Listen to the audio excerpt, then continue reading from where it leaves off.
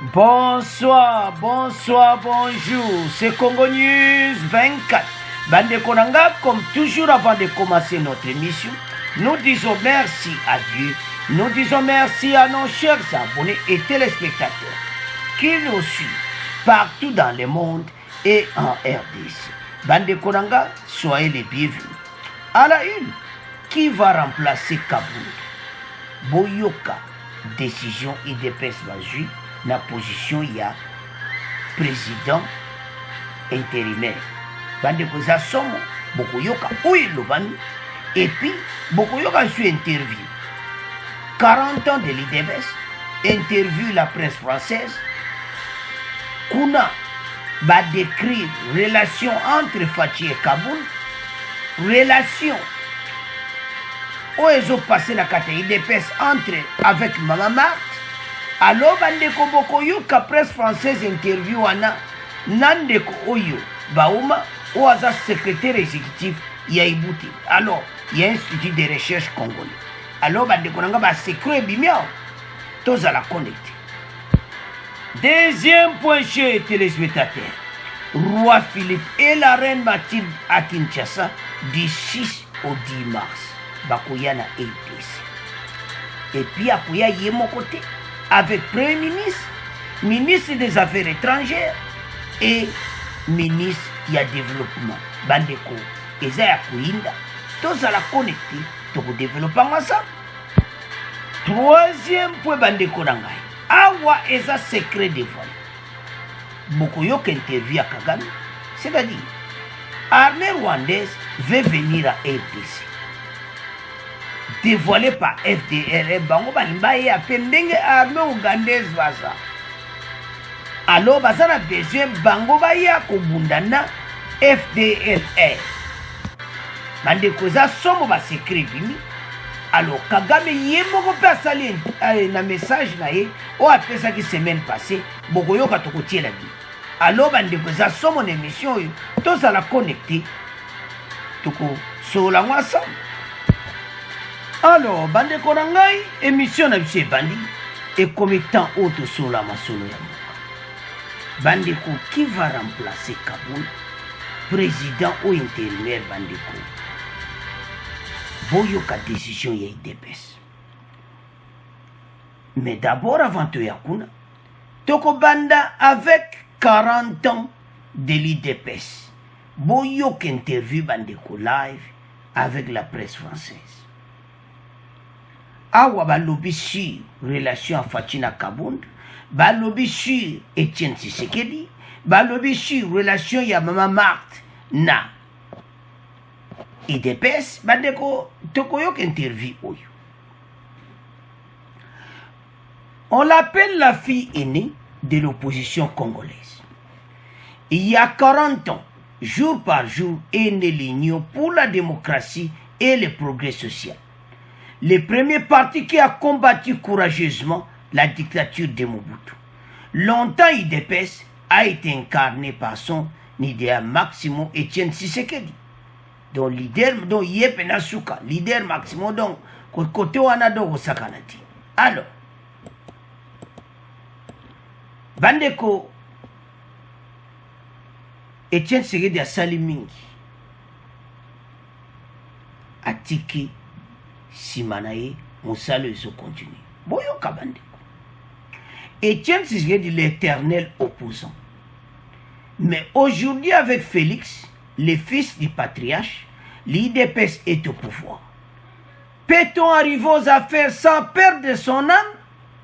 Fred Baouma et le secrétaire exécutif des Boutel, Institut de recherche congolais sur la politique et la violence en ligne de Kinshasa. Il répond aux questions de Christophe Boisbouvier, Oya, presse française. Bandeko, Awatambo Yoka, ba touché ba poignonso, nde bozo mona wana. Balobi, Mama Marthe, position naïe, na kati IDPS. On a parlé de Fachi Kabila. Bandeko, et ça peut être de quoi pena politique à y pena masoul.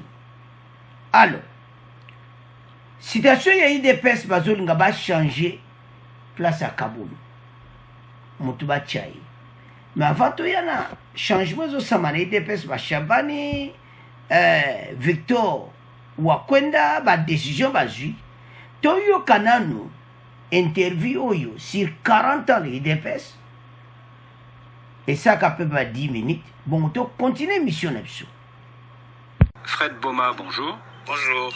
L'arrivée au pouvoir de l'UDPS, est-ce un accident de l'histoire ou le couronnement d'une longue marche?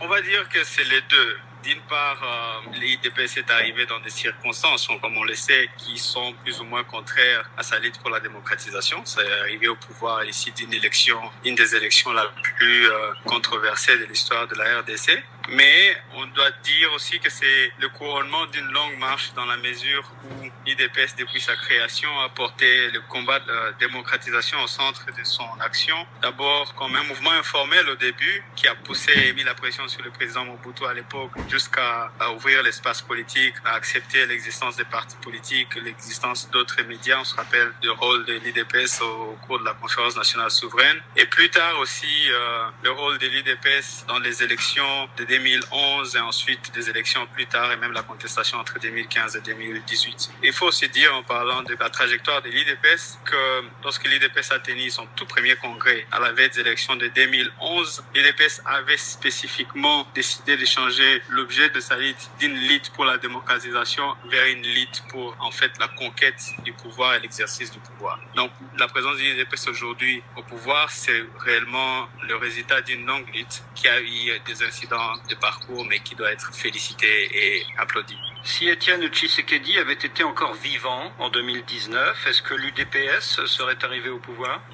C'est difficile de parler au nom d'Étienne Tshisekedi, qui était connu surtout pour son caractère radical. Alors, ce qu'on sait, c'est que durant ces années de lutte, Étienne Tshisekedi s'est posé comme un leader, un opposant radical. Ça lui a causé beaucoup d'ennuis, mais ça l'a permis de se positionner clairement comme un leader différent. Est-ce qu'il aurait pris les mêmes positions que son fils et l'actuel président? C'est difficile à dire. À la fin de sa vie, il avait quand même accepté, disons, l'IDPS, alors que Étienne Tshisekedi était en vie, avait quand même accepté de conduire certaines négociations. On se rappelle des négociations des Ibiza et d'ailleurs, et ça n'avait pas toujours abouti, y compris parce que Étienne Tshisekedi n'était pas toujours d'accord. Donc, je ne peux pas dire ce qu'il aurait fait, mais au moins, si on s'en tient à sa radicalité, ce serait difficile de faire le même choix que son fils actuellement. Et vous pensez qu'Étienne Tshisekedi vivant ignorait prévisible parfois, mais ça aurait été difficile d'avoir un accord avec autant de pouvoir au régime de Kabila comme on l'avait vu après les élections.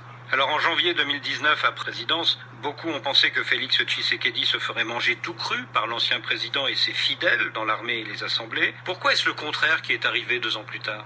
Il y a plusieurs raisons. La première, c'est que comme le président de la République est plus ou moins un personnage central dans le système congolais en ce moment, c'était prévisible que certaines fidélités pourront migrer vers celui qui est perçu comme ayant le pouvoir. D'autre part, il faut dire qu'il n'y avait pas vraiment de cohésion idéologique autour de Joseph Kabila. Il y avait une série d'alliances, parfois de contre-nature, qui avaient pour dénominateur commun l'idée d'accéder au pouvoir et de le préserver. Et dès lors que Kabila n'avait pas de pouvoir, il y avait la possibilité de pouvoir shifter ces allégeances-là. La troisième raison, c'est aussi que Félix Tshisekedi n'est pas son père, mais il a ses méthodes, et ces méthodes impliquent parfois une certaine patience et une certaine stratégie, et je pense que ça a apporté des résultats. La grande question, c'est qu'est-ce qui se passe maintenant une fois cette nouvelle coalition formée et est-ce que les acquis finalement de ce transfert d'allégeance peuvent servir à consolider son pouvoir mais aussi à appliquer le programme et l'idéologie que l'IDPS a prêché pendant de nombreuses années. Est-ce à dire que l'une des forces de Félix Tshisekedi a été d'avoir derrière lui ces 3 dernières années un parti qui avait une cohérence idéologique?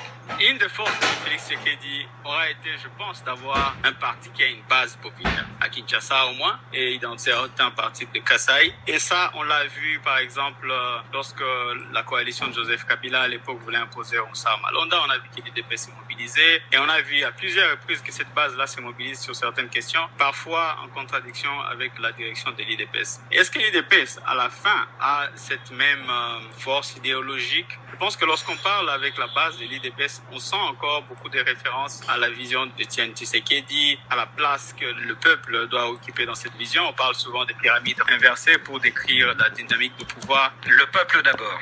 Le peuple d'abord. Par contre, lorsqu'on voit dans l'élite qui représente l'IDPS aujourd'hui dans certaines institutions, certains d'entre eux ne semblent pas forcément porter la même repère idéologique que Étienne Tshisekedi. Donc ça dépend si vous le voyez d'en haut ou d'en bas. Alors depuis un mois, c'est la crise entre le président Tshisekedi et son vieux compagnon de parti, Jean-Marc Kabound, qui menace de démissionner de son poste de premier vice-président de l'Assemblée nationale. Pourquoi le président Tshisekedi n'a-t-il pas dit un mot de soutien à son vieux camarade quand le domicile de celui-ci a été mis à sac par la garde présidentielle? Je pense qu'il n'a pas dit un mot de soutien parce qu'il soutient ce processus-là. Lorsqu'on parle avec beaucoup de gens aussi à Kinshasa et qui sont autour de l'IDPS, c'est clair que la position du président n'est pas vraiment de soutenir celui qu'il a désigné pour être le président intérimaire lorsqu'il est arrivé au pouvoir, Jean-Marc Kabound. Il faut dire aussi que leurs relations n'ont pas toujours été beau fixe. On se rappellera par exemple que lorsque de la réunion après l'accord de Genève, c'est Jean-Marc Kabound qui avait plus ou moins mobilisé une partie de la base de l'IDPS et menacé notamment de destitution Félix Tshisekedi. En novembre 2018. En novembre 2018, ouais. Jean-Marc Kabound est aussi perçu comme une personnalité plus ou moins indépendante qui avait un certain réseau au sein de l'IDPS qui se voyait parfois comme un contre-pouvoir et qui balançait un peu le pouvoir d'autres personnes au sein de l'IDPS. Et je pense qu'avec le temps, il y a eu ce besoin de pouvoir libérer de l'espace et donner plus d'espace au président. Laisser le président de la République, qui est finalement ce qu'on pourrait appeler une autorité morale de l'IDPS en ce moment, avoir son plein pouvoir. Je pense que ça a beaucoup contribué au silence qu'on voit de la part de Félix Tshisekedi. Il faut aussi dire qu'il y a plusieurs autres tensions entre différents groupes au sein de l'IDPS et le départ de Jean-Marc Kabound ne rend pas triste tout le monde. Il y a beaucoup de gens qui, au sein de l'IDPS, sont plutôt contents qu'ils soient partis, bien qu'il y a d'autres qui sont mécontents. Oui, mais Fred Bauma, chez les militants de l'UDPS, Jean-Marc Kabound, il est populaire. Est-ce qu'à moins de 2 ans de la présidentielle, il n'est pas risqué pour Félix Tshisekedi de perdre son soutien? C'est pas si clair que ça, en fait. Jean-Marc Kabound a été populaire parmi les militants de l'IDPS, en partie parce qu'il était d'abord secrétaire général de l'IDPS, ensuite président d'intérim de l'IDPS. En dehors de cette position-là, est-ce qu'il sera possible pour lui de garder le même contrôle sur les militants? Ça, c'est une question qui reste ouverte. L'autre chose, c'est qu'il a toujours des militants, je suis sûr, qui lui sont fidèles, mais c'est à l'intérieur d'un ensemble où il y a beaucoup de cercles. Et tous ces cercles-là ne répondent pas forcément d'une même personne, que ce soit Jean-Marc Kabound ou quelqu'un d'autre. Et donc, oui, je pense que ça va diviser l'IDPS. Ce ne sera pas la première fois pendant les dernières années. On a vu le départ d'autres personnes qui étaient plutôt influentes et qui avaient une base au sein des militants. Mais je crois qu'il y a peu de chances que Félix Tshisekedi perde le contrôle de l'IDPS. Ça va évidemment réduire un peu le nombre de gens qui le soutiennent dans certains coins, mais le contrôle de l'IDPS, je pense, va rester sous son autorité. Est-ce à dire qu'il y a une forme de pouvoir dynastique au sein de l'UDPS et que la veuve d'Étienne Tshisekedi, Marthe Kazalou Tshisekedi, représente un réel pouvoir au sein du parti? Il n'y a pas que ça. Alors, l'IDPS est complexe. D'une part, l'IDPS a une vraie base, contrairement à beaucoup de partis politiques au Congo. L'IDPS a une base qui a une voix, qui s'exprime parfois et qui se fait attendre. Ça, c'est une chose. Mais cette réalité coexiste avec une autre qui est visible plutôt depuis après les élections de 2006 et qui a été encore plus visible au moment où Étienne Tshisekedi devenait très malade. Et là, on a vu que c'est plutôt l'entourage d'Étienne Tshisekedi, sa famille, qui a pris de l'impact, de l'influence au sein du parti. Et donc, ce qu'on voit aujourd'hui, c'est que oui, il y a cette base toujours qui s'exprime, qui gronde parfois, mais il y a la famille, il y a Félix Tshisekedi, il y a Maman Marthe, il y a d'autres personnes qui sont liées à la famille, comme Kabouya, l'actuel secrétaire général, et bien d'autres, même au sein de groupes de jeunes, qui ont une influence sur le parti. Est-ce que ça veut dire que ça est devenu dynastique? Je pense que ce serait trop dire, mais au moins, il y a un contrôle ou une volonté de contrôle de la part de la famille et de l'entourage. Ce qui n'était pas le cas à la création et pendant les premières années de l'IDPS, et c'est à quoi probablement Etienne Tshisekedi s'opposait en ces temps-là. Quels étaient les liens ces derniers temps entre Jean-Marc Kabound et le sécurocrate François Beya? Et peut-il y avoir un lien entre la disgrâce du premier et l'arrestation du second? Je n'oserais pas spéculer là-dessus. Je ne sais pas très bien quels étaient leurs liens réels. Je ne saurais pas lier les deux. Il y a un an, les évêques catholiques de la Senco ont appelé le pouvoir à tout mettre en œuvre pour gagner le pari d'élections transparentes en 2023 et pas plus tard. Est-ce qu'on risque d'aller vers un glissement comme au temps de Joseph Kabila? C'est un risque réel pour plusieurs raisons. La première raison, c'est qu'on est déjà en retard par rapport au calendrier, à l'adoption de certaines lois. La session de mars est très attendue pour cela. L'autre contrainte réelle, c'est les financements de ces élections-là. Les élections au Congo sont très coûteuses et la gestion de matériel électoral après les élections n'est pas toujours efficiente. Donc, on va devoir reprendre plus ou moins tout. Donc, ça risque d'être un énorme défi. Maintenant, il faut dire que s'il y a glissement, ce qui est fort probable, ça risque exactement de nous conduire dans des tensions comme on l'a vu à la veille des élections passées. Et c'est quelque chose qu'il vaudrait mieux éviter, surtout vu la manière dont l'actuel président est arrivé au pouvoir. Et ce serait un reniement au regard de tous les idéaux pour lesquels Etienne Tshisekedi a participé à la création du DPS il y a 40 ans? Ce serait, je dirais, une façon de continuer à régner ces idéaux, puisque ce ne sera pas le premier acte de régniement de ces idéaux-là. L'IDPS a été conçu sur des bases d'une social-démocratie qui mettait le peuple au centre. Le président de la République actuelle l'a dit plusieurs fois, mais retarder les élections en 2023 après d'être arrivé au pouvoir à l'issue des élections bâclées de 2018, ce serait un reniement de la vision et de l'idéologie d'Etienne Tshisekedi. Fred Boma, merci. Alors, bandeko nanga to la di biso nyonso wana. Bandeko 40 ans ya IDPS. Interview wana avec Fred Bauma, le secrétaire exécutif bandeko. Il y a un site de recherche congolais. Donc ba français ba tuni ba question oyo pe ba congolais ba zape na posa kuyeba. Bandeko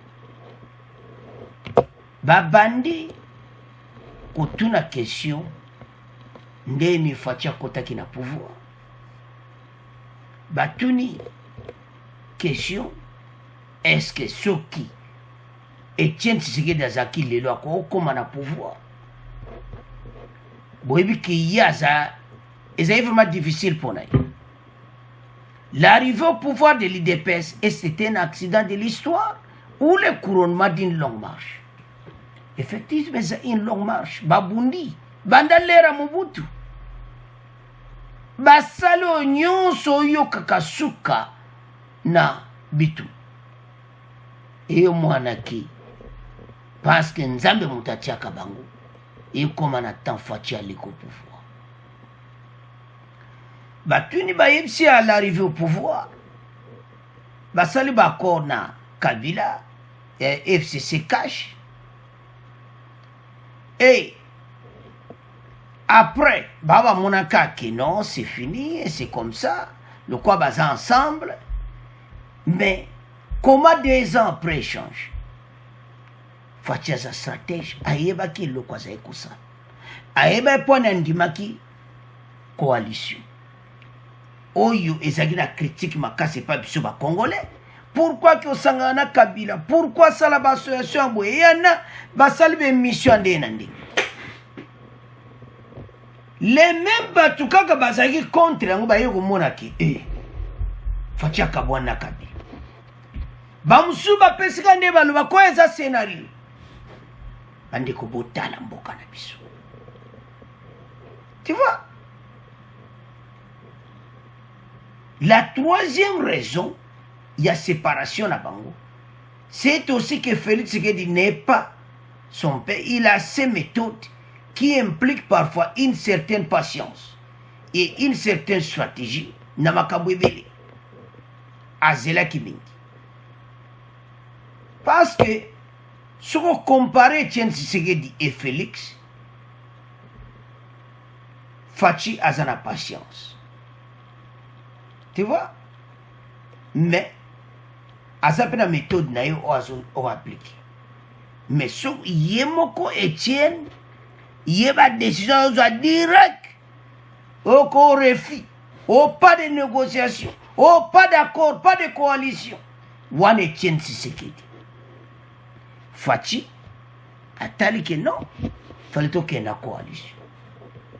Parce makambo ebimi wana tolandi biso nyonso eza makambo très important. Batuni bango na Kaboun, kebe élection ezoya. Qu'est-ce qui va se passer? Kozwa remplaçant Kaboun akomonana. Situation à Kaboun bandeko meba mindele bayebi ke Kaboun azali pena moteur. Bayebi ke Kaboun pena a aidé makambo ebele surtout na l'ère cohabitation, coalition, je m'excuse, na l'ère wana. Une des forces de Félix Tshisekedi aurait été, je pense, d'avoir un parti qui a une base populaire à Kinshasa, au moins dans une partie du Kasaï, et cela a vu l'exemple face à la coalition. Tu vois? Azaki na avantage le kola Kabila na coalition. Il y a la population, côté Kabila, bazai na population.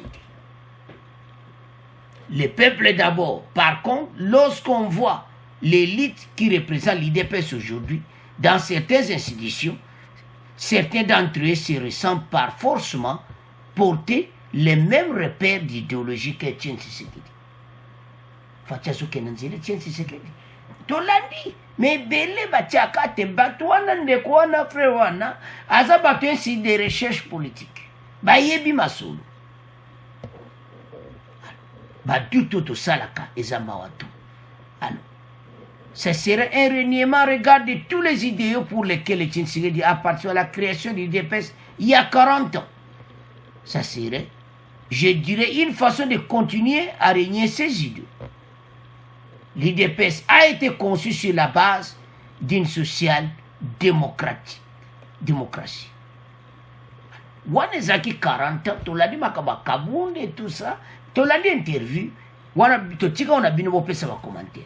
Si qu'on soto qu'est-ce qu'on a, Ouezoleka pour le moment, qui va remplacer Kaboun? Le président de la Convention de démocratie de l'Union pour la démocratie et le progrès social, Victor Wankwenda, a fixé l'opinion sur la guerre de leadership qui a élu domicile le parti présidentiel après l'exclusion définitive du président adjoint intérimaire Jean-Marc Kaboun du parti. Victor Abouzo Wankwenda va Shabani Motezopela nani akoza na place ne ozomona. Bango siko bombulu ekoti Kabuya aza na place na ye, Shabani azala wana, Wakende bango tu bango poste ozopaza owela poste kozomona. IDPS topesa bino conseil. Soki départ à Kaboun ezalaki ke ya salaki mabe eza bien. Mais ceux ezaki bo owela poste eza faux. Ezaki towote. Alors, maintenant qu'est-ce qui va se passer? Victor Wankwenda a léqué na Top Congo. Réagissant à Top Congo, Victor Wankwenda a annoncé que le poste du président par intérim sera supprimé à l'Union pour la démocratie et le progrès social, car d'après lui, ça sera au directoire du parti qui va engager l'IDPS Tshisekedi. Pour Augustin Kabuya, le plein pouvoir revient normalement aux 35 membres de la dite commission, nommés par le président depuis 2018, qui élisent les membres du directoire de la commission électorale, Yabango ya parti, structure en charge des questions d'élection du parti. Donc, pour la Kabuya, ma communauté, il y a 35 membres. Mais awa, Victor Wankwenda, à l'équipe, na Top Congo, a lobby que poste à Kaboun va supprimer. Pourquoi vous supprimez? Bota la situation où ils sont à IDPS. Mais Kabuya lui a fait l'effort, la réconciliation, salama. Mais Bazaki pressé trop à faire Kaboun. Alors, pour la bangosko bazo longo la poste one. Baluka va changer la structure na bango. Alors, pourquoi balongo le poste one? Tolandi wana pour na yalobi il sera le directoire du parti qui va engager l'IDPS Tshisekedi. Alors, situation ça na IDPS pour le moment baza divisé un peu, mais bazo sale fort kabuya tout le monde qui a sale fort que bazonga ensemble. Souci par Congolais bazonga ensemble et na 2023 bo pelisa moto sima ya fachi. Donc c'est ça souci. Mais Kaboun bango na Mama Marthe to landi na interview on a parlé même de Mama Marthe rôle là bomoni bango wana Kabuya et Kabou n'est pas Mama Marthe ba photo yango wana donc ba masole be ezako salama c'est que bazalaki ensemble. Donc Mama Marthe ba emon na kati IDPS wana question batun. Donc ils ont clairement qu'il n'y a pas participé. Pas à sa membre à IDPS. Alors, bande konangai to landi interview to yoki décision ya IDPS était ba le poste à Kaboun mutakbako cha balongoli yango était président intérim aux aïsoute. Alors 40 ans oyo ese bako fêter en ndenge ni est-ce que kimia vraiment kozala? Alors to tiki mon abino IDPS mikolo yo baso sangana ndeni ba obongsa yango. Alors c'est à ce point to tiki yango to komo kendena deuxième point. Alors bandeko nanga to komi na point na biso ya mibale roi Philippe et la reine Mathilde bandeko à Kinshasa du 6 au 10 mars. Et puis à kozala ye mon côté avec premier ministre de Alexandre De Croo, avec ministre des Affaires étrangères Wilmes, et puis ministre du développement Myriam Kitty. Visite annoncée, roi de Belgique à Kinshasa. Les rois Philippe et la reine Mathilde de Belgique effectueront une visite officielle en RDC du 6 au 10 mars. Et ça, visite mon officiel sur invitation en chef de l'État. Donc, bakozala ndenge programme kozala bako préparer très bien. J'en suis sûr. L'air où on a pu parler M. Zongi, Sénat, bango tout bazo travailler déjà dans la session en mars. Donc, arrivé là, j'en suis sûr, bandeko. Makambo, il y a bien bakosolo. La Belgique, bandeko, na histoire, makambo elega kebe etant que colonie. Et de ce bozomo na ba frontière le tozana ba Rwanda. Le tozomo mboka na biso munene, même na l'ère Léopold II. Bazako menacé pe. Ba récupérer quelques parties à côté Zambie, kuna na ba roi, ba reine Angleterre partout. Mboka na biso wana bango pe ba lité à l'ère coloniale. Parce que ezai pera munene. Bayeba ki ba richesse yonso. Alors les basa ba limite coloniale. Donc bango va jouer rôle en tant que colonie nabiso. Les rois Philippe et la reine Mathilde effectueront une visite officielle en République démocratique du Congo. Le mois prochain, annoncé le palais mercredi. Donc, bango mon a palais royal, va annoncer on a Belgique. Cette visite à l'invitation du président Félix Tshisekedi se déroulera du dimanche 6 mars au jeudi 10 mars. Les souverains seront accompagnés du Premier ministre Alexandre De Croo, de la ministre des Affaires étrangères Sophie Wilmes et de la ministre de la Coopération au Développement Myriam Kitty. Visite Oyo et vous en impact. Face aux Congolais, la question est que vous allez belé. Quand tu n'as pas de Lumumba, Boyebi, Kora Lumumba, Nero, Kena, Ede, c'est la question que vous allez belé. On va s'attendre à Okutana. La présidence fait remarquer que les détails sur les étapes et le contenu de cette visite royale seront donnés dans les prochains jours.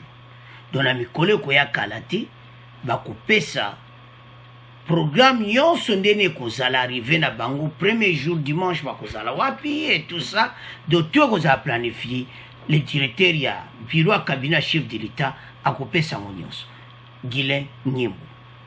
Cet événement marquera une fois de plus l'excellente qualité des relations bilatérales entre le royaume de Belgique et la République démocratique du Congo. Note le communiqué. Bien avant, le roi Philippe, le roi Albert et la reine Paola sont arrivés le 28 juin 2010 à Kinshasa pour assister aux festivités du cinquantenaire de l'indépendance de la RDC. Le couple royal belge a passé 3 jours à Kinshasa, mais avant de retourner dans leur pays, Albert, il et la reine Paola ont visité le centre hospitalier Roi Baudouin à Massina. Alors, bande koranga sikoyo, tolo banano, équipe bazoyana. Le couple royal sera à la tête d'une importante délégation belge, comprenant notamment le Premier ministre, M. Alexander De Croo, Obozo Monaona, la vice-premier ministre et ministre des Affaires étrangères, Mme Sophie Wilmès, ainsi que la ministre de la coopération et du développement, Mme Myriam Kitir Bangoana Bangonyos. Parlons un peu de cette délégation. Pourquoi il y a une délégation? Et ce on a clairement un renouvellement de la coopération et de la Belgique. Bandeko Fatila Salagi tourné à Kendaka Kuna, Basola Gade Bafoto en tout ce monde. Fachimbalo a invité Bango, parce qu'il fallait que calmer comme Covid. Bango a à peine fête indépendance, mais n'a pas Covid, et qui m'a dit. Alors, pourquoi avec délégation il y a Premier ministre, ministre des Affaires étrangères, puis ministre il y a développement. Et ce on a clairement que Makamoko a bien zawana. Pourquoi tout le monde? Tout un ministre de développement. Mais comme je ne sais pas si vous avez besoin. Parce que la coopération qu'il y a, le ministre des Affaires étrangères, pour la coopération et de Sénabango, le Premier ministre, porte-parole, chef de gouvernement belge, Azawana. Donc, le gouvernement de la Belgique, dans le royaume, bakuzana RDC. Bako traité makambo ebele pona mboka. Makambo susu bozo kabako lobana ekozanga te makambo élection et tout ça. Wana kutezanga na okati. Toujours so baeka yango. Belgique va luka jouer rôle mo makasi na mboka. Parce que pour le moment, ba américain na RDC ba une influence qu'on les quand même Belgique. Tout ça la clair. En tout cas, les Américains ont une influence makasi. Alors, Belgique, c'est quoi Zoluka? À matza degré ya coopération na RDC mata. Premier ministre na bango kozala présent. Ministre des Affaires étrangères na oya développement pe ya coopération na RDC. Donc, toujours s'attendre na ba coopération moko ebele mboka na biso ezamboka oyo tozati le na besoin ya les affaires coopération ezala madame ozo chargé à coopération pas à la délégation donc tozana besoin oyo ba RDC zozanga Belgique a complété to yebete ba américain baziba 26 masolo ba Belgique pe bazo lukape ba investissement makambo ebele. Alors arrivé na bango tokoyoka makambo minene kosalama, c'est-à-dire ba accord kosalama, ba signature makambo ebele o tozo s'attendre. Alors accueil bakoya dimanche ba congolais bakoya bango toyebi que accueil mon triomphal comme d'habitude na colonie belge. Alors et l'autre to souhaité maintenant que coopération wana et que ne pas na faveur ya RDC. Tout ça n'a pas problème ebele. Infrastructure na RDC oyo bino colonie botika ti lelo batu musuba leki 20 ans fatinda zo bongsango siko. Ben infrastructure botika na ta colonial yango tozo beta sete na sina bango olekela bango. Ah banda colonial babongisa te kaka boye mais fatia zobunda abongisa banzela bainfrastructure et tout ça baprison kako bino botika ozomona makambo ebele me bazobanda kotonga baprison mosusu sikoyo do mboka eza na retard akosaka nango te na bango mole bakoya bakomona yango. Alors bandeko na ngai visite na bango toyebi ete masolo ebele kolobama. Alors tokomotika yango na bino tokomokende na point na biso oyo suka.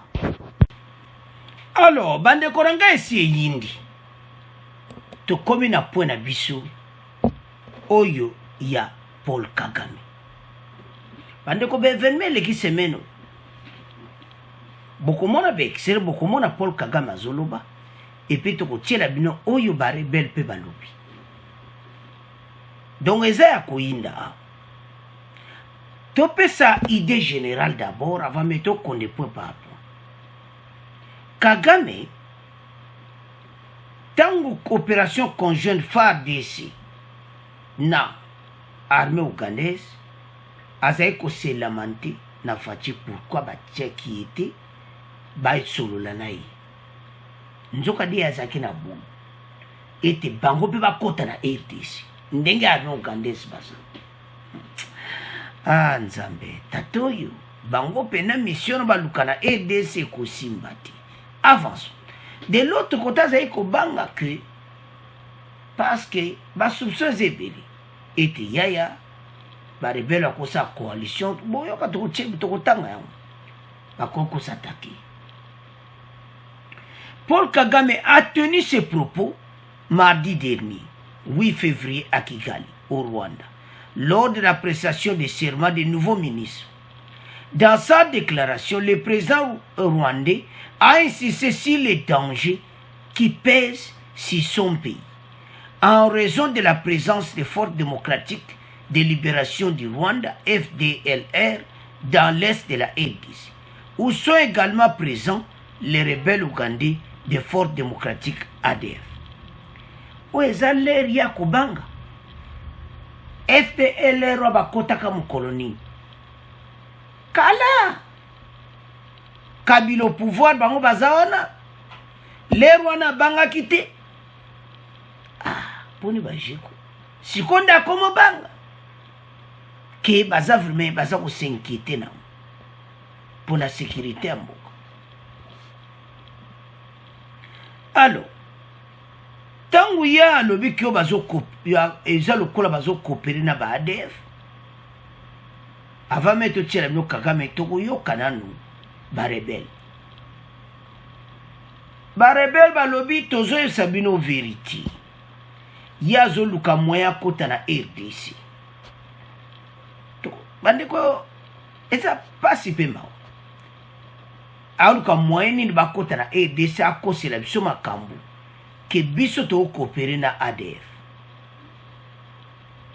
barebel wana FDLR bazalaka jamais ensemble na ADF. ADF aba musulman o babomaka bato bazala jamais na coopération na bango. Mais selon Kagame alu bazo coopérer na ba ADF donc danger pour la sécurité à Rwanda.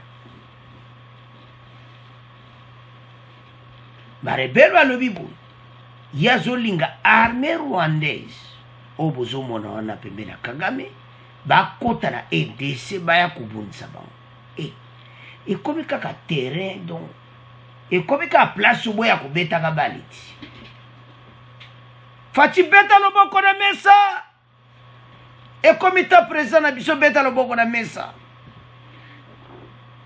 bato bazo sakana na mboka na biso. Quel courage! Maloba rebelle balobi pourquoi tozondi mayango avant mettre la bino bango. C'est parce que tango Fachiba yokana Museveni pour une opération conjointe, il y a une besoin ba associé. Alors ACP la kinamuti. Opération bandi, nous salles au salama pour le moment. Bazo kanga ba ADF partout. Alors bango ba se ba o se perd nanguti. Alors toyoka message na bango ya ba FDLR bongo to continue mission na biso. Ba FDLR balobi bazali te na bobomi bato bozali kosalema uto sanza mingi na Beni pe Ituri. Molobeli na bango ayebisi viu alingala ete bakoki kosangana te na badongolo meso lokola mokonzi ya Rwanda Paul Kagame azali kofunda bango na tina ya koluka kokota na ekolo Congo démocratique. Alors tolandi biso nyonso wana message ya FDLR zomona balobi ke Kagame azoluka moyen akota na ADC. Paul Kagame dit ceci: le problème qui nous préoccupe aujourd'hui, c'est le problème qui provient de la ADC. C'est là où nos yeux sont tournés à cause de FDLR et d'autres groupes armés qui pourraient coaliser avec les ADF pour perturber notre sécurité. Il y a le but qui va sangana na ADF pour attaquer donc d'une façon ou d'une autre. Il y a banga un peu coup d'état. Vous comprenez pas? Bon, donc c'est ça. Déjà présence ya ba Ougandais na kati kuna esala ke mubudu. Awa et comme aza ko évoquer les cas mususu. Que bango miso onyo se za tourner na RDC. Et pas wapi bazo bitumbezale pas FDLR azakuna bazo linga basangana na ADF. Je ne sais pas. Ce qui vraiment Yazana va prévoir, on ne sait pas. Mais ba rebelle ba lobine tolandi wana ki azoluka moyen kota ndena ADC. Boyebi ke Congolais jamais ata kuto komindeni bango bakokota te era ngoyo gouvernement bo mekate o ya kubunsa FDL wana stratégie na yi wana kusobo koti wana bango bakoma occupation bakobimati barwande bakokota te ya lera zoloba ozo sentir penaza na posa moko boye va permettre ya kota. Paul Kagame a affirmé qu'il y a temps pour négocier. Bolanda pe vidéo to bien. Un temps pour trouver une solution sans demander la permission à qui que ce soit. Des propos directs et menaçants qui pourtant n'ont pas provoqué des réactions officielles du gouvernement congolais. Alors il y a un temps pour négocier et un temps pour trouver une solution sans demander la permission de qui que ce soit. Pourquoi le Bible? Donc il y a capable à continuer la marque naïe. Vous partagez maloba ou bandeko. Des propos directs et menaçants qui pourtant n'ont pas provoqué la réaction officielle du gouvernement congolais. Alors makambo FDLR balinga basala, gouvernement congolais va lever le côté. Donc à ça mal à l'aise. Alors, mais à ça il y a un temps pour négocier et un temps pour trouver une solution sans demander la permission de à qui que ce soit. Yos au kotana EDC sans permission. Makambo bandeko. Il faut maintenant faire beta pena le boko na mesa. Ndenge ba uto bete kara na makambo elekaki. Nande facha okopere na Museveni same kosola na ye. Yazuluka na marque na esiku. Alwe qui a un danger. Et ça makambo lukuta. FARDC bondi mati président de la République a condamné l'armée rwandaise. Le problème qui nous préoccupe aujourd'hui, tout expliquant ce qu'on a en français, c'est le problème qui provient de la RDC. C'est là où nos yeux sont tournés à cause de FDLR et d'autres groupes qui pourraient coaliser avec les ADF pour perturber notre sécurité. Oyoki bato babeti maboko.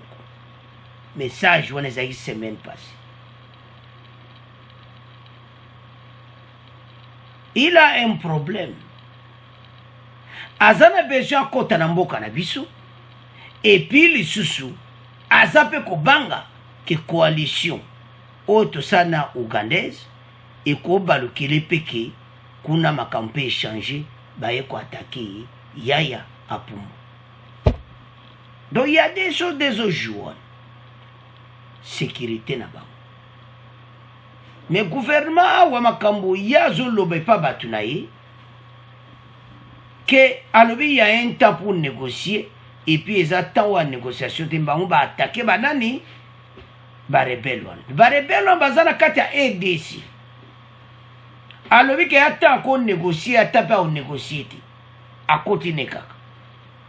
Donc biloko on est très dangereux.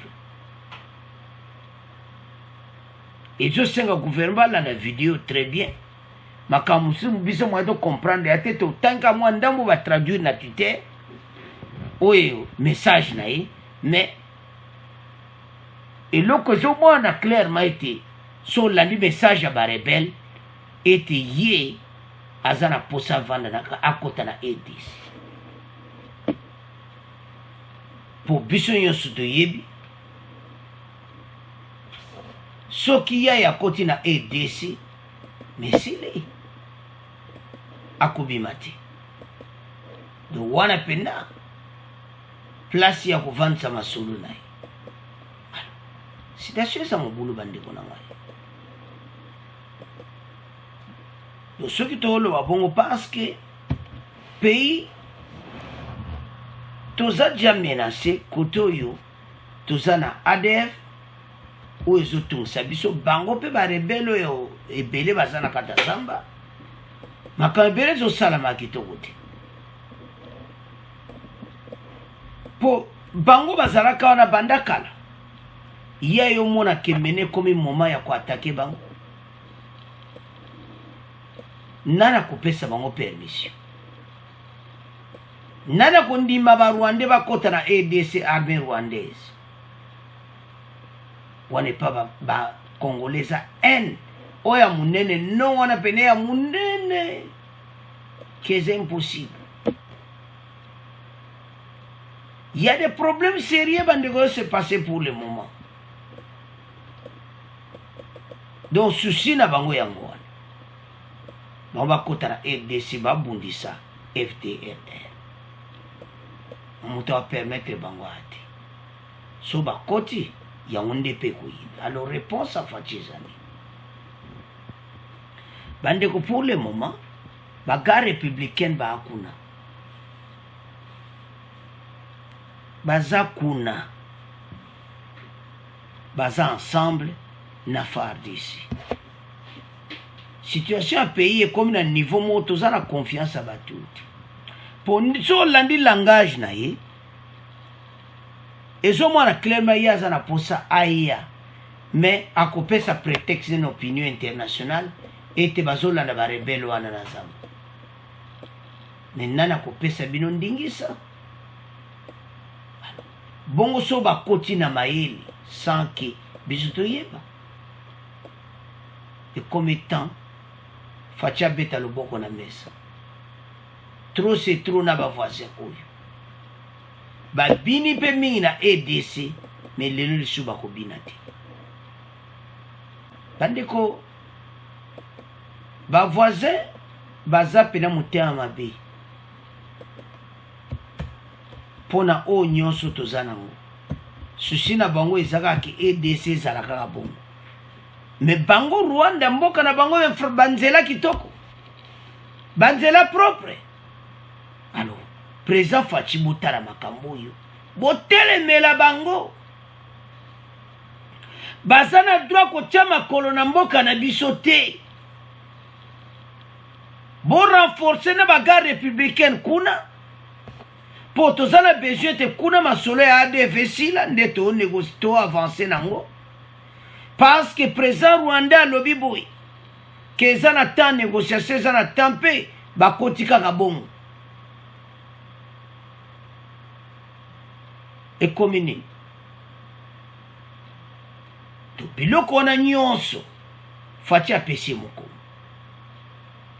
eze sunde bazala kiti yango ya komo lancer biloko alo ba rebelle ba pesi biso dia message ke azokosela biso makambo to travailler na ba ADF yaya azana posa kota aya kusala basulu na wapi na kati ya ADC biso pezo permettre bino bande kotala biso to telema makambo ko lobela yango bo partager que Rwanda bazo pesa prétexte que bazo besoin ba kota ba kobundisa ba rebelle au Rwanda mais ba rebelle bazakana banda kala pourquoi kaka lelo pourquoi kaka mikolo mayele mukusi toziba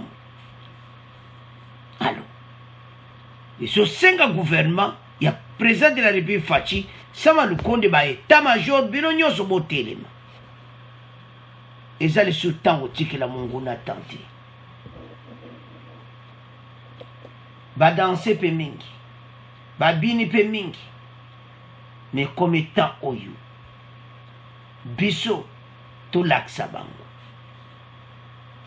présence ya garde républicaine kuna eza ya pambati présence ya bango kuna eza ke ba neutraliser bango so tali ba beret rouge na biso wana na photo wana eza ba garde républicaine alors bendele koya te et comme état oyo masole beta makuna masole salama bande konangai parce que trop c'est trop yango bozo mona ba garde républicaine na biso bazakuna nde bozo mona wana na kati ya na nord est à ADC pour to avancer masolo ba beret rouge présent bo battre la mboka ba voisin baza na place te ya kotia lokolo na kati ya ADC parce que so yoki ba déclaration ya président ya Rwanda que ye azana preuve que FDLR ba coopérer na ADF alors il y a danger pour na bango bako kwa bango fo ba ya na RDC ko attaquer FDLR alors bande konangai eza pasi pe mawa mais to batela mboka na biso to sana fouete ba voisin nyonso ba luka ba kuswati